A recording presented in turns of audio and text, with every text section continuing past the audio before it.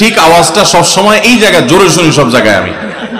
এর মানে হলো ঘরে ঘরে এটা চলতেছে। আপনারা সবাই কি এই এই এই এই এই সমস্যা পড়ছেন? সবাই? যে পরিমাণ আওয়াজ হচ্ছে তাতে আসলে নারী অধিকার নিয়ে বহুত কিছু হয়েছে আমার দেশে, নতুন করে পুরুষ অধিকার নিয়ে ভাবতে হবে বোধহয় আমাদেরকে। অনেক মহিলা আছেন যারা পর্দা করেন, নামাজ পড়েন, আসলেও ভালো মানুষ অনেক দিক থেকে, কিন্তু স্বামীর সাথে চরম বেয়াদবি করেন। মুখে মুখে তর্ক ছাড়া কোনো কথা নাই, বেয়াদবি ছাড়া কোনো কথা নাই।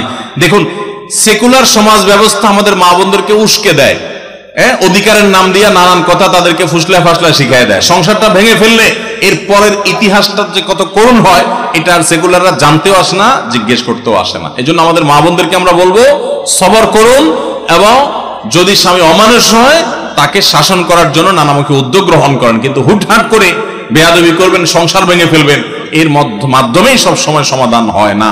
এই জন্য সবর করতে